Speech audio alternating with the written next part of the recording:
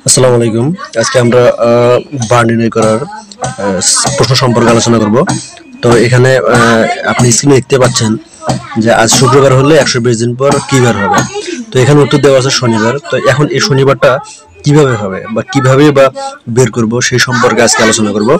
তো আপনার কাছে রিকোয়েস্ট থাকবে আপনি এই ভিডিওটার প্রথম থেকে শেষ পর্যন্ত দেখবেন এবং বুঝতে পারবেন যে আসলে এই ধরনের কোশ্চেনগুলো বিভিন্ন যে মন্ত্রণালয় এবং দপ্তরের যে পরীক্ষাগুলো বা নিয়োগ পরীক্ষাগুলো আসে এতে প্রচুর পরিমাণে এই প্রশ্নগুলো হয়ে থাকে। এতে করে আপনাকে কিন্তু একটা কনফিউশনের মধ্যে রাখে, যাতে আপনি পরীক্ষায় কি করতে পারেন, ফেল করতে পারেন বা ফেল করার অপশন থাকে।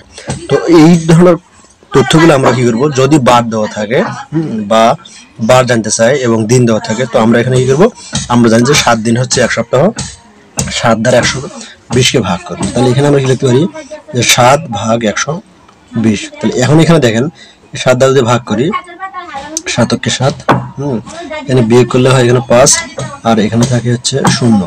7 7 কত, 7 7 50। তাহলে এখন এখানে দেখেন ভাগশেষ এখানে আছে কত, 1। তাহলে এখানে যে ভাগশেষ 1 আছে, এই ভাগশেষ 1 ভাগফল না কিন্তু ভাগশেষ 1 আছে, এর মানে কি শুক্রবারের সাথে 1 যোগ করতে হবে, মানে শুক্রবারের পরের দিন। শুক্রবারের পরের দিন কোন দিন? শনিবার। তাহলে এই শনিবার হচ্ছে আমাদের কাঙ্ক্ষিত ফলাফল। ধন্যবাদ ভিডিওটি মনোযোগ সহকারে দেখার জন্য।